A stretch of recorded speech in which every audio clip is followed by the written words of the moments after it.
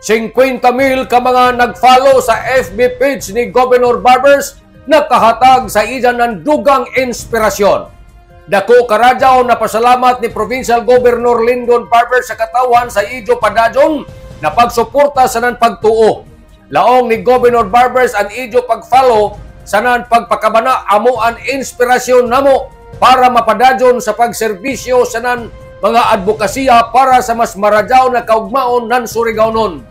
Gani laong sa gobernador na mas maradyaw pa gani kung Ijo pagayon i-share ang mga impormasyon na may kalambigitan sa mga programa sa ato probinsya para sa ang Ijo mga amigo, amiga, kalumunan o pamilya na dyan na sa mga lagyo na lugar naghuya, mahibayo sila kung uno na ang ato probinsya ng Surigao del Norte. Ang ngayusab nato na may bayan, matod pa ni Governor Barbers na jaoy ija live program sa ija FB page matag adlawng Domingo, matag alas 12 sa udto ang tamban sa Domingo.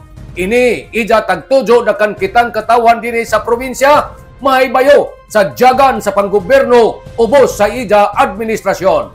Nanukad gikan diri sa Kapitolyo ini si Marek Senars Marcon Sim Vlogs Mario Conales Simuran Mulaong.